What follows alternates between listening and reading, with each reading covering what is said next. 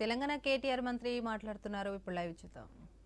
Salient features of TSI Pass in the last 8.5 years of working as Minister for Industry, Minister for Information Technology in two governments, I can tell you with experience and authority that this has truly worked.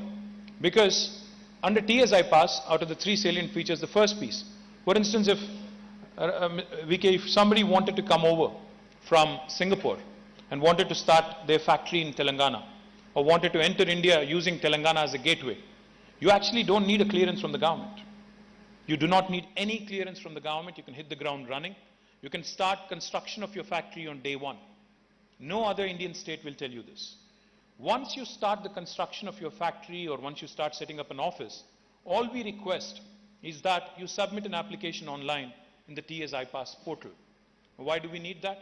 For compliance purposes, for regulatory reasons, we need to know what kind of business you're engaged in, what kind of employment you would be creating, what kind of investment are you going to be putting in, and of course, any concerns with respect to pollution and any other matters relating to compliance. What do we do when we get that information online? Once we get the information online on the TSI Pass portal, we promise all clearances backed by statute in a span of 15 days. If we don't deliver on the 15-day window, on the 15-day promise, on the 16th day, it's a deemed approval. It's no other state in India will tell you this. And also, we take accountability rather seriously. On the 16th day, this act also empowers the minister and the government to be able to levy a penalty of rupees 1,000 per day if any official or bureaucrat is held responsible for holding up a clearance. So I was explaining this concept to the chairman of KPMG in New York.